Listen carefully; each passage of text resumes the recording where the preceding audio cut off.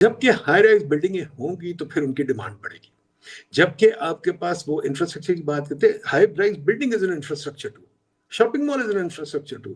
वो आप बनने नहीं देते, आप फ्लाईओवर्स बनाते तो क्या बनेगी बात। So I think we really need a big conceptual change in thinking. नहीं, वो आपकी बात ठीक है, और मैं आपको ये आपकी हाई राइज की तो आपकी बड़ी मुझे याद है, आज से 15-20 साल पहले आप एक सूडोनिम से भी ना कॉलम लिखते होते थे, और मैं वो मुझे याद है मैं पढ़ता था, तो उसमें आप उस जमाने में बात करते थे। लेकिन आप देखिए मार्केट फोर्सेस ने, अर्बनाइजेशन ने कर दिया। अब लाहौर में कितनी अपार्टमेंट बिल्डिंग्स बन रही हैं, जगह इस्लामाबाद में बन रही हैं, तो वो बगैर पॉलिसी नहीं, उस स्केल पे नहीं बन रही, लेकिन शुरू हो गया एक ट्रेंड। मतलब मतलब वो शुरू हो गया सर। मैंने ये शुरू करवाया था 2013 में शबाज शरीफ से और हकीमा से लड़के, पर उन्होंने खसीस तरीके से शुरू किया था। मेरा ये कहना था हर किसी को परमिशन दे दो। उन्होंने कहा गुलबर्ग में सिर्फ बनेगी, और गुलबर्ग में 4 कनाल की प्रॉपर्टी बनेगी। मैंने कहा मुजंगचुंगी में क्यों नहीं बनेगी, समनाबाद में क्यों नहीं बनेगी, सांदे में क्यों नहीं बनेगी। हर हमें जगह भी। हर जगह बननी चाहिए, और हर एक को इजाजत देनी चाहिए। सिर्फ ये नहीं कि जो सेठ है, चिन्योटी सेठ, वही बना सके।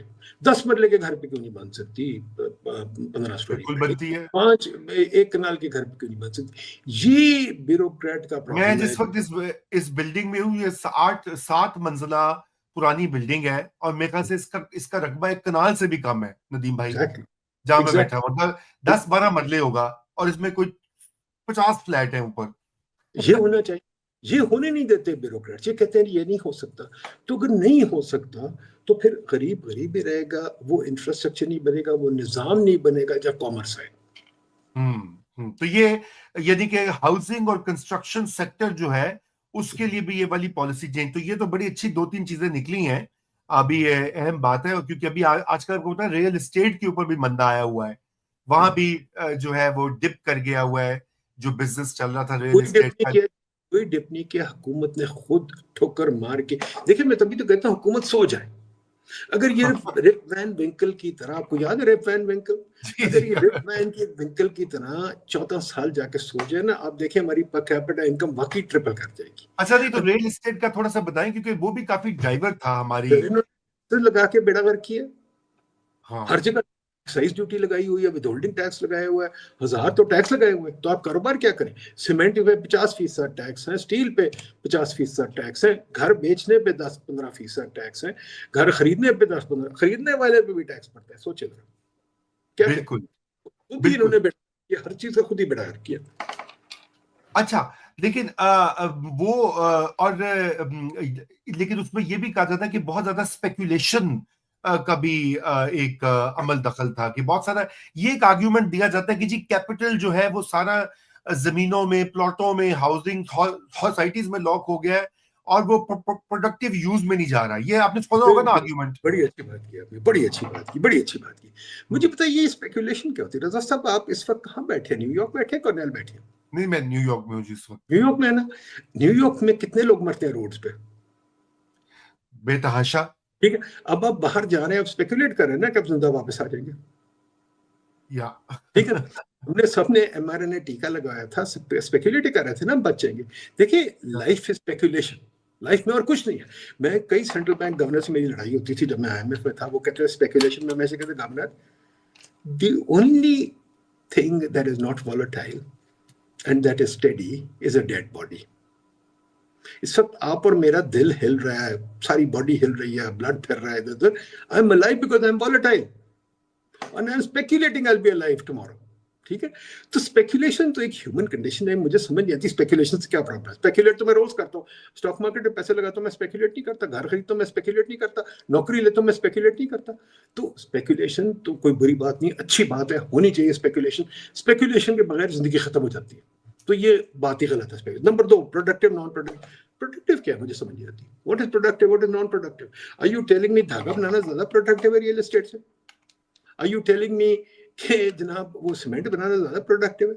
अगर सीमेंट बनाएंगे, रियल एस्टेट नहीं बनाएंगे, तो सीमेंट कहाँ जाएगा। ठीक है। तो हाँ। Frankly I think real estate is just productive ji like. Number 2, मैं आपको एक और बात बताता हूँ बड़ी मजेदार। रज साहब आप मेरा ख्याल जब नेक्स्ट टाइम आएंगे मैं आपको दोबारा टैक्सिला ले जाऊंगा। ठीक। टैक्सिला आपको याद है। बिल्कुल टैक्सिला क्या, बिल्कुल बिल्कुल। क्या है बिल्कुल टैक्सिला, यार।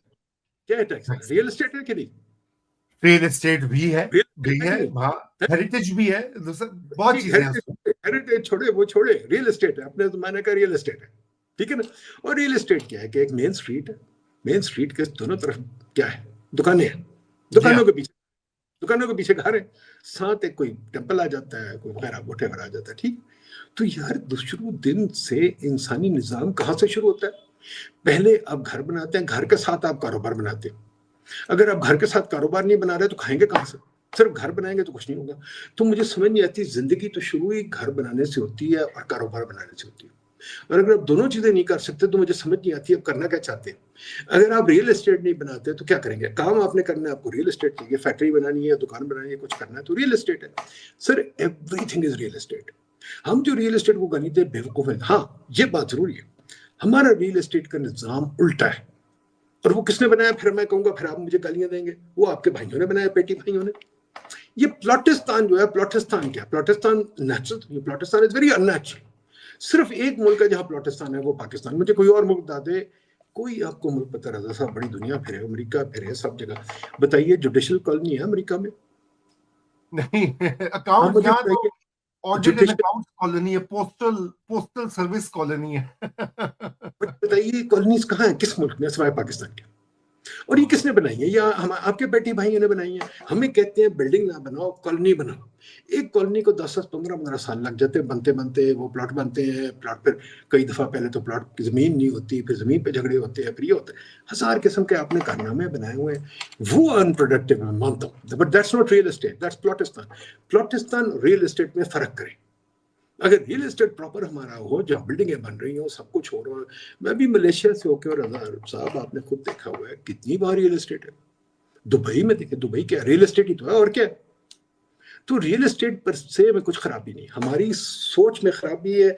और हमारे पेटी भाई जो प्लॉटिस्तान बना रहे हैं, क्योंकि उनको बीच में से प्लॉट मिलते हैं, डीएचए, ये सारे क्या है, ये प्लॉट लेने के तरीके, और तो कुछ नहीं है। ये होने ही, मैं तो कहता हूं there should be a law banning all these things and saying building बनाओ, ओबीसीडी बिल्डिंग बनाओ।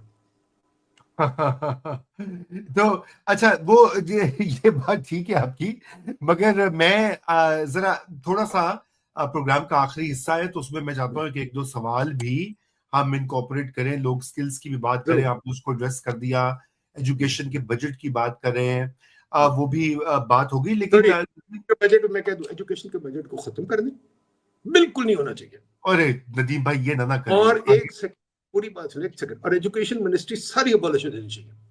There should be no education ministry.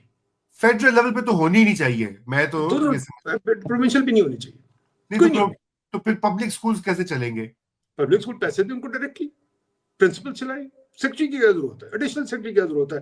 Federal director of education, Islamabad director, Lahore director of education की जरूरत है? गाड़ियों की जरूरत है? लैंड क्रूजर की जरूरत है? ये क्या जरूरत है? प्रिंसिपल बेचारे को पैसे नहीं मिलते, टीचर को पैसे नहीं मिलते, ब्यूरोक्रेट्स को पैसे मिलते हैं, उनके पास माशाल्लाह एयर कंडीशन घर होते हैं, बाकी लोग बेचारे स्कूल वाले जो है वो गर्मी में बैठे होते हैं।